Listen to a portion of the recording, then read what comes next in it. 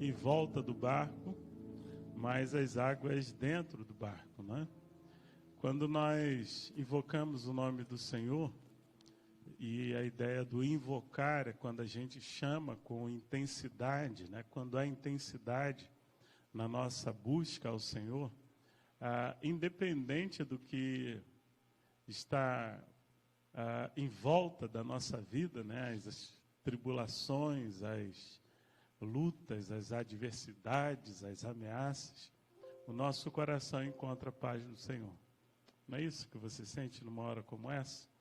Quando você realmente se deixa envolver, né, pela presença do Senhor, pela adoração, quando sua mente e seu coração se voltam completamente para Ele, a sua alma encontra paz. É interessante que a gente vive na contramão disso, né? A gente acha que a alma vai encontrar paz nas coisas, nas circunstâncias, né? Quando tivermos o que precisamos materialmente falando ter, quando resolvermos os problemas, mas não é verdade, que a gente nunca resolve, né? Resolve um, aparecem dois novos, né? E assim a vida vai levando. Mas quando a gente se volta realmente de coração para Deus, esses são os momentos realmente especiais na nossa vida. Porque a nossa alma nele encontra descanso, a nossa alma nele encontra paz. A gente precisa lembrar de tempo em tempo que o Senhor está sentado no seu alto e sublime trono. A gente precisa repetir isso para a alma, lembrar a alma que Ele é o Senhor e que Ele continua reinando sobre todas as coisas. Porque nessa declaração, nessa verdade, nós também acalmamos, né? Às vezes as notícias da política, da justiça do país, afligem a nossa alma, né? A gente fica indignado com algumas coisas que acontecem, e aí da mesma maneira, quando a gente se volta para essa verdade de que Ele é o Senhor e que Ele está sentado no alto e sublime trono, a gente encontra a serenidade necessária para continuar a caminhada na certeza de que nele nós venceremos. Amém, irmãos? Na semana passada nós começamos a falar aí sobre o capítulo 4, né?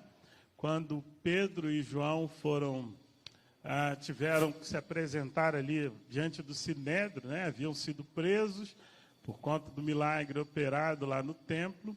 E as autoridades, o Sinédrio é equivalente aí à nossa Suprema Corte, né? Além de prendê-los, no dia seguinte tomou-os para interrogá-los, né? E aí a gente conversou um pouquinho sobre isso na semana passada.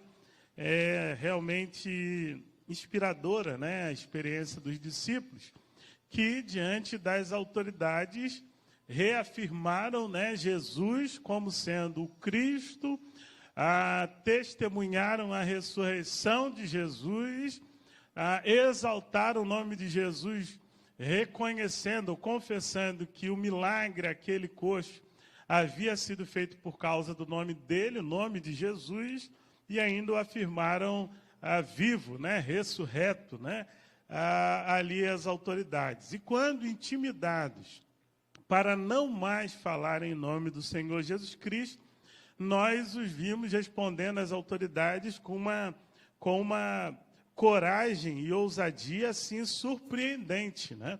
Não somente a nós, mas também aquelas autoridades que reconhecia nos discípulos homens iletrados e indoutos, homens então simples, né? Não eram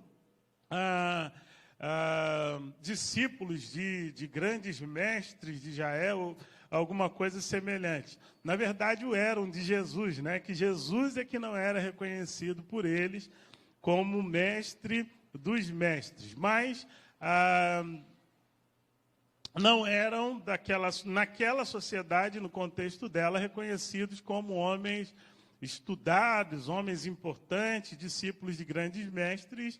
E a ousadia, a autoridade, a sabedoria com que responderam às autoridades, as impactou de maneira a ser mais um testemunho de Jesus Cristo. Nós paramos no versículo 20, quando ameaçados, eles respondem, 19 e 20, julgai vós se é justo diante de Deus ouvir-vos antes a vós do que a Deus. É interessante que Deus é invocado nesse dilema, né, nessa questão. Olha, não falem mais no nome desse homem. E aí eles se viram para as autoridades e dizem, julguem vocês se diante de Deus é justo ouvi-los antes do que ao próprio Deus. Eles colocam, como diriam os antigos, as autoridades numa sinuca de bico, né?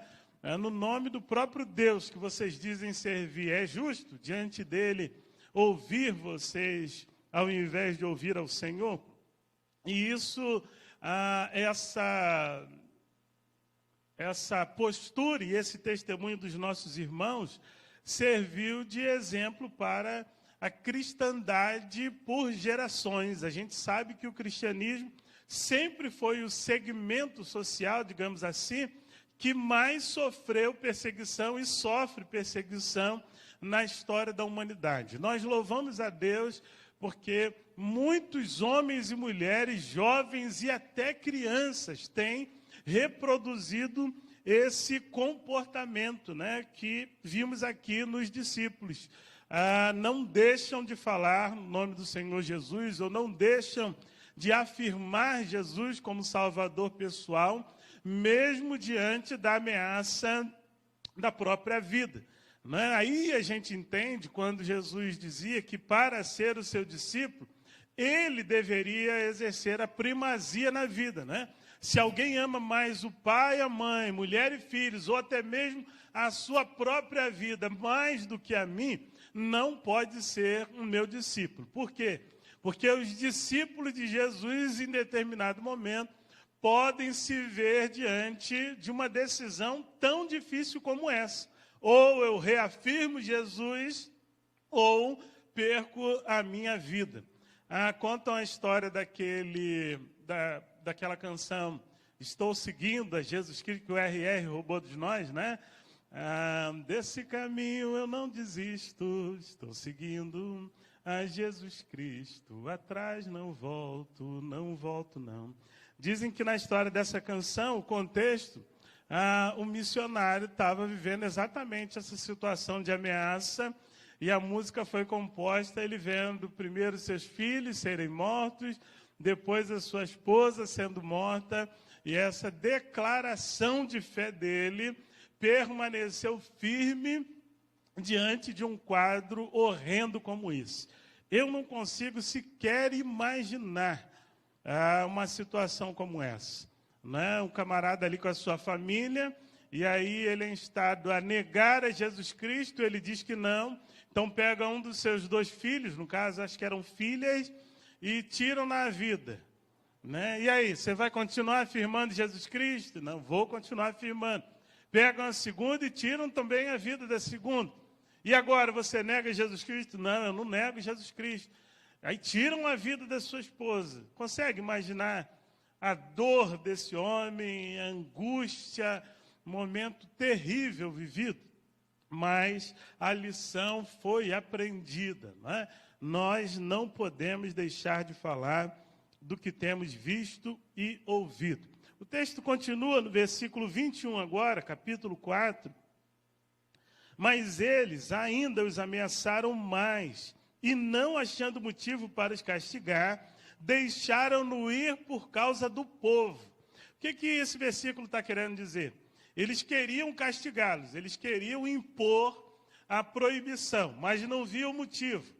E também estavam em aperto porque o milagre realizado no templo havia, de alguma forma, criado um alvoroço no meio do povo. Né? O povo estava em êxtase diante daquela maravilha que haviam testemunhado.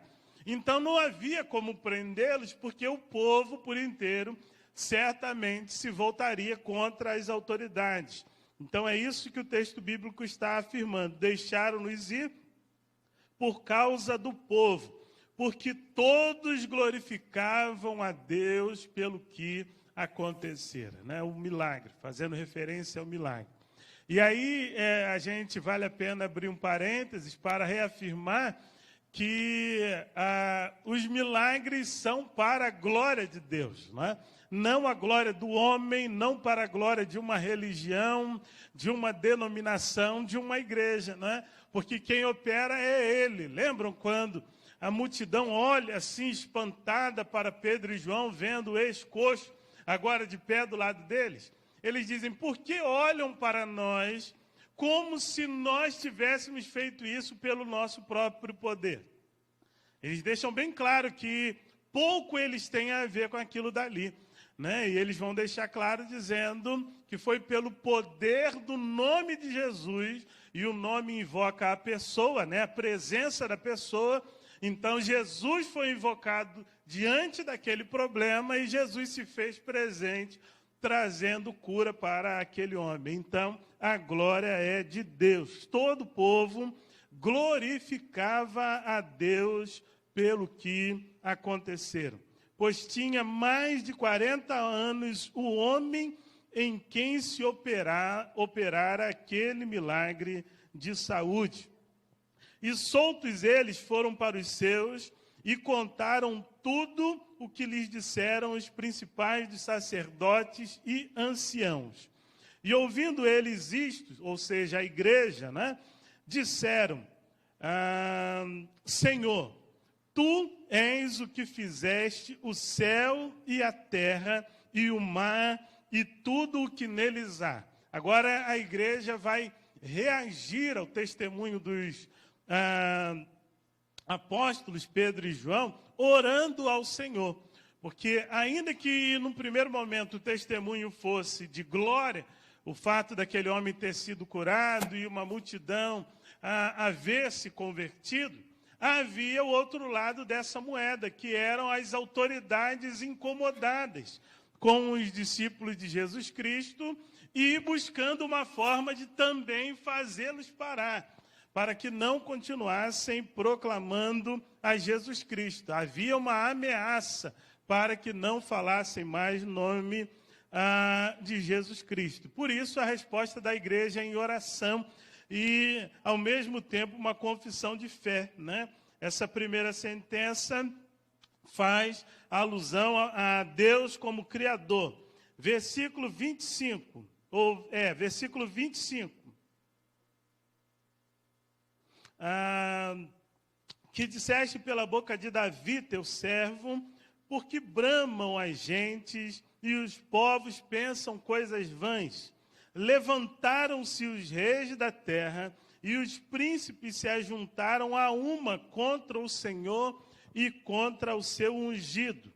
Porque verdadeiramente contra o teu santo Filho Jesus que ungiste, se ajuntaram não só Herodes, mas Pôncio Pilatos, com os gentios e os povos de Israel, para fazerem tudo o que a tua mão e o teu conselho tinham anteriormente determinado que se havia de fazer.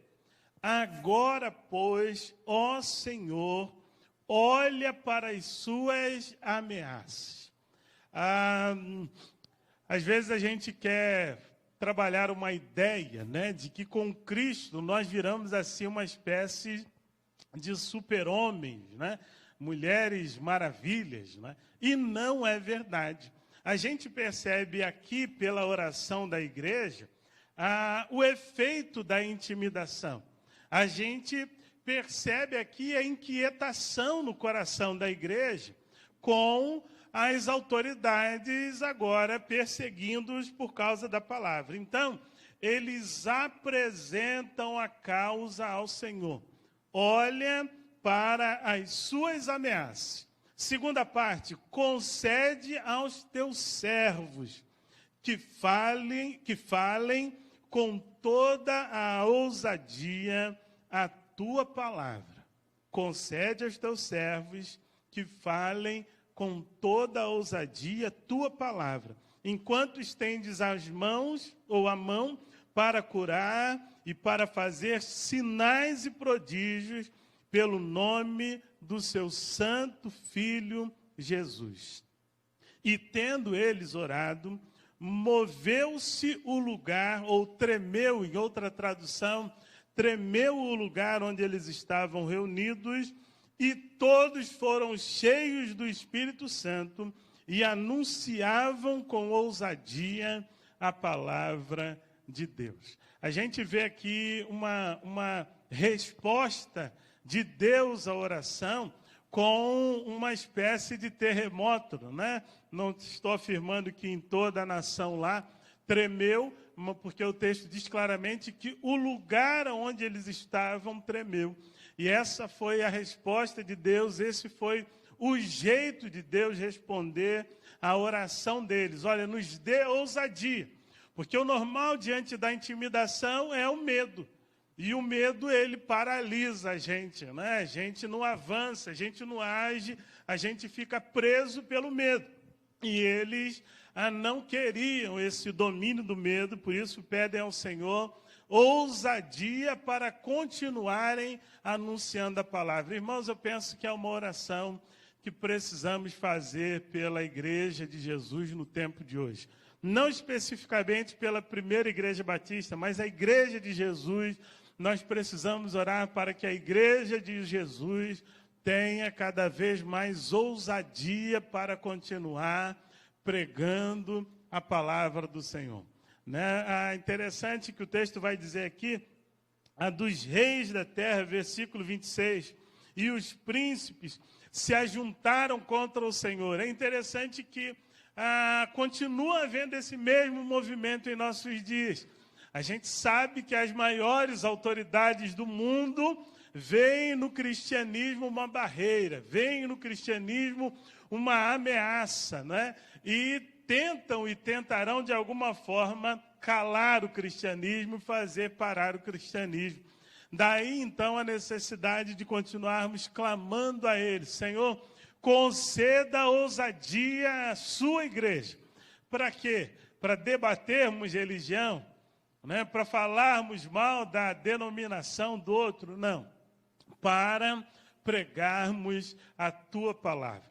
A Bíblia diz, o Paulo vai afirmar isso, que a palavra, o evangelho é o quê? É o poder de Deus, né? O evangelho em si só, se você abre lá no Salmo 119, vai falando assim dos atributos da palavra de Deus. Ela por si só é poderosa. Então a gente não precisa acrescentar, a gente não precisa subtrair, a gente não precisa enfeitar. É o evangelho puro e simples que tem o poder de penetrar no mais íntimo do ser humano. Às vezes a gente fica frustrado quando fala do evangelho para alguém e aquele alguém responde à pregação com desprezo ou até mesmo com indignação. A pessoa fica irada, né? Nesses dias eu estava no Twitter e aí eu vi o pessoal comemorando o dia da padroeira do Brasil para eles, né? Para mim, não. É o Senhor que é o dono do Brasil. É nisso que eu creio. Amém, irmãos? E aí eu botei lá um comentário assim, Êxodo 5, Êxodo 20, de 1 a 5. Só isso que eu escrevi. Quando eu vi o pessoal falando lá da padroeira, eu botava Êxodo 20, de 1 a 5. Você está rindo porque sabe que deu problema, né? Só não me chamaram de bonito, né? O pessoal fica indignado. E eu fiquei pensando assim, é só a palavra. É só uma referência do texto bíblico, mas causa, assim, ira e indignação em quem ouve, em quem lê. Por quê? Porque a palavra, ela penetra, ela tem poder, ela vai no íntimo, no coração do ser humano. Ele foi incomodado pela palavra. Às vezes nós achamos que devemos produzir o resultado. Não, o resultado é produzido pelo Espírito Santo de Deus. Cabe a nós pregar a palavra, anunciar o Evangelho de Jesus Cristo, que é o poder de Deus para salvação. A igreja, então, diante da ameaça, ora e recebe resposta do Senhor. Quando a gente fala sobre missão da igreja, a gente fala da razão de existência da igreja.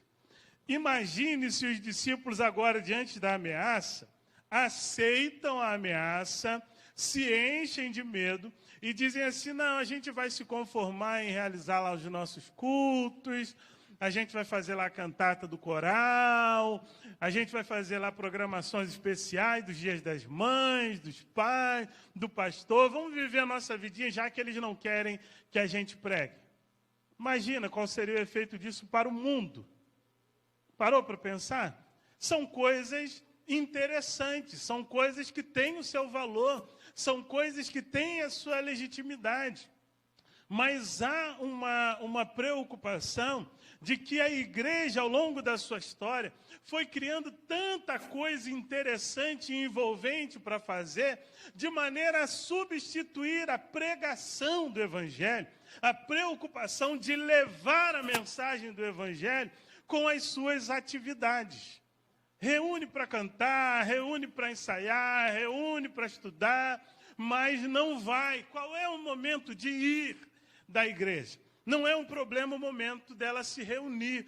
Esse é um momento gostoso demais. É um momento edificante, é um momento em que nós somos instados a refletir na palavra, a estudar a palavra, a contemplar a grandeza de Deus através das canções, exaltar, adorar o seu nome. Ótimo, maravilha. Mas isso não pode substituir o ir. Portanto, vão, ou melhor ainda, portanto, indo. Para onde quer que estejamos indo, devemos proclamar o Evangelho de Jesus Cristo. Essa é a nossa razão de ser, fazer discípulos de Jesus Cristo, e não viver em torno das nossas próprias atividades. O final do capítulo vai narrar um pouco da vida do que nós chamamos da igreja primitiva. O que quer dizer esse termo? O primeiro agrupamento que se formou ali em torno de Jesus Cristo após a sua ascensão. Então, aquela dali é a igreja primitiva, né? Aquele grupo dos que criam, os salvos. E aí o texto da palavra de Deus vai dizer como viviam esses salvos. Era o coração e a alma da multidão dos que criam. Aí a gente até suspira, né? É um sonho de igreja, né? Era o coração e a alma.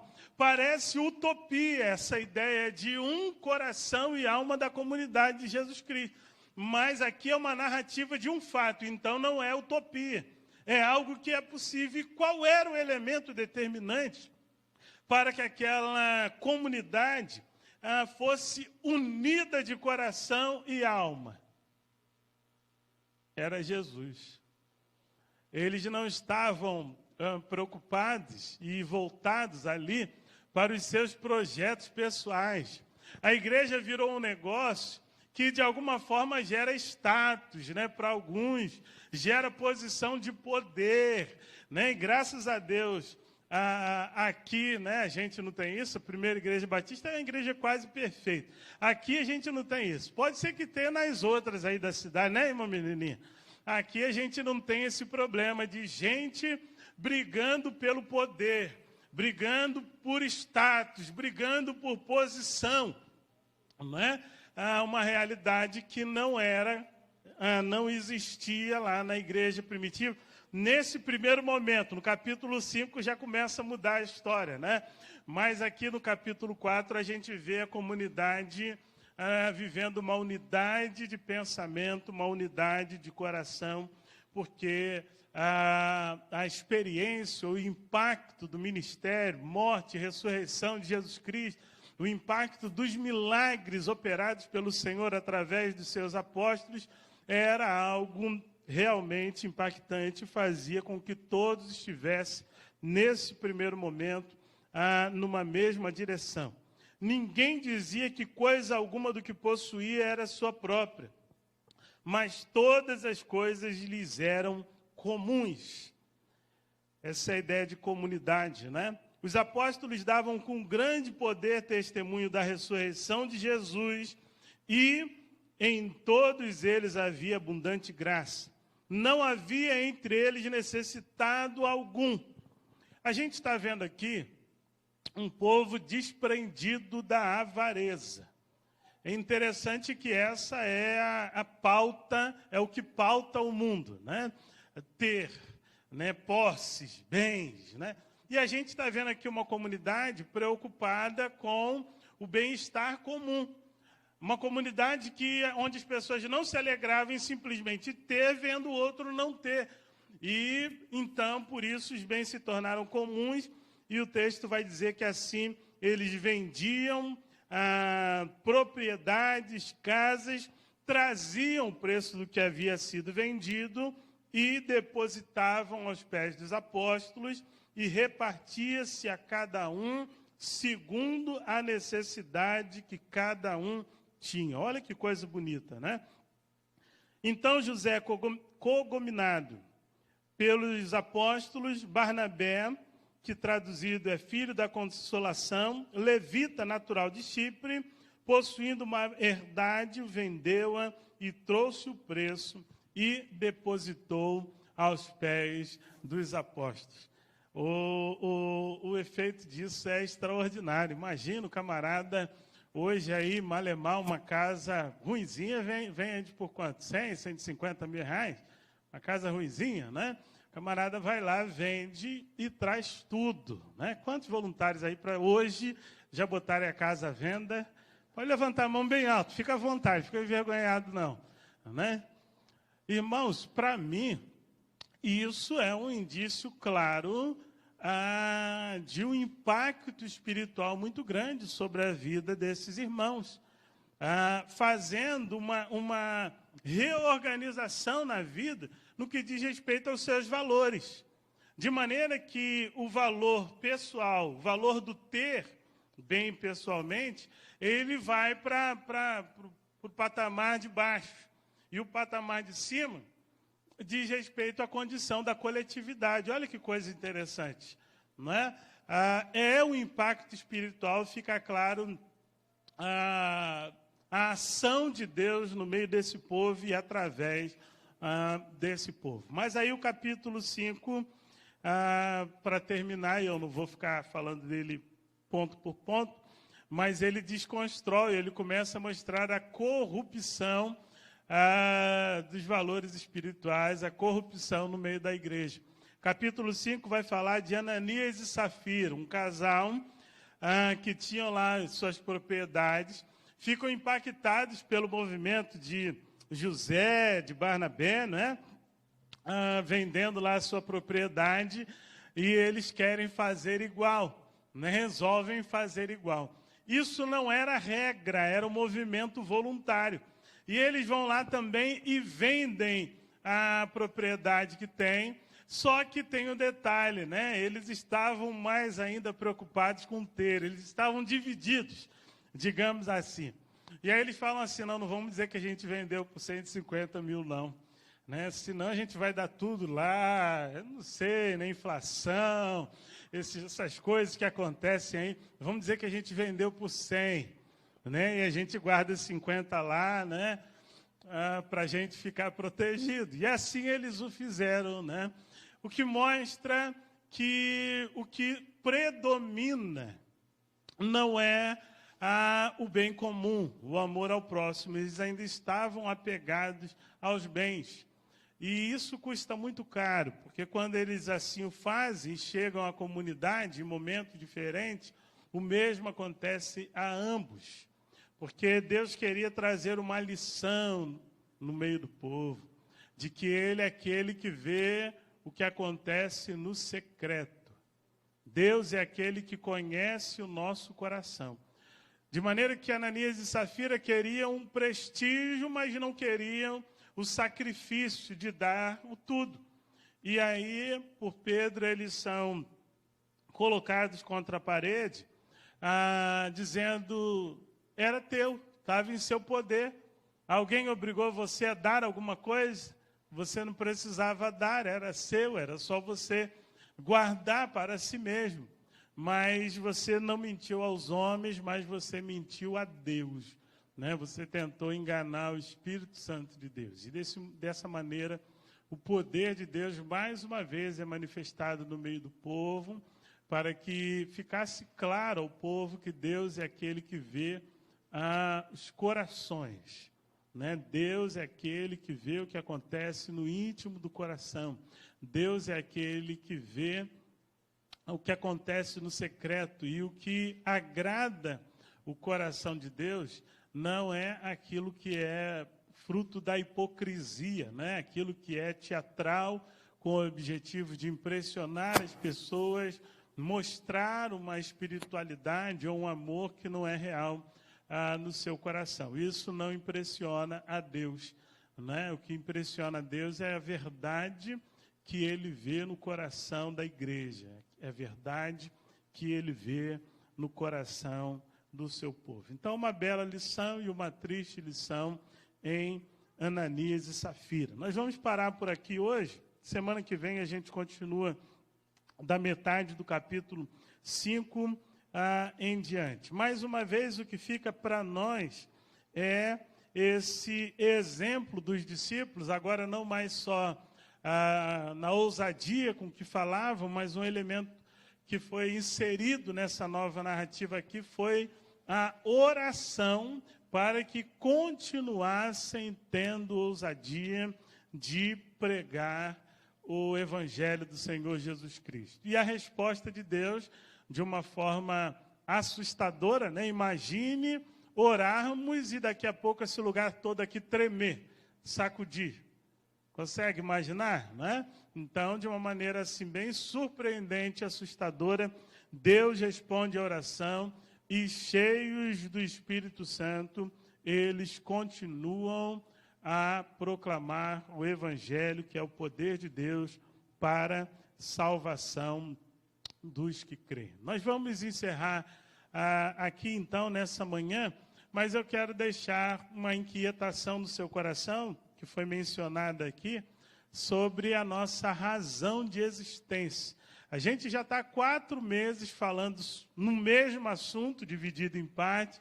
Começamos falando sobre Jesus, a sua missão e o seu ministério, que foi o discipulado, preparar os apóstolos para continuar a sua missão.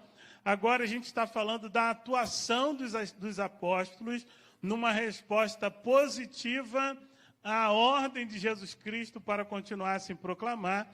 E mais adiante a gente vai emendar na realidade da igreja local. Hoje eu já começo a inserir esse ponto, essa parte, mencionando que a nossa razão de ser não é cultos, a nossa razão de ser não é programação. Isso faz parte, mas não é o todo. A nossa razão de ser, a nossa missão é fazer discípulos. E isso passa por aproximar-se das pessoas, procurar o momento adequado para apresentar o Evangelho e acompanhar aqueles que se rendem a Jesus Cristo até que os mesmos estejam firmes, né, para andarem sozinhos e continuarem a caminhada cristã. Vamos ficar em pé, vamos orar ao Senhor? Vamos fazer uma oração coletiva. Eu falo e os irmãos repetem após mim. Ó Senhor, concede aos teus servos que falem com toda a ousadia a tua palavra. Em nome de Jesus, amém. Deus nos abençoe. Terminamos assim essa primeira parte. A EBD segue com a tia Rosângela, eu acho. Deus abençoe, irmãos.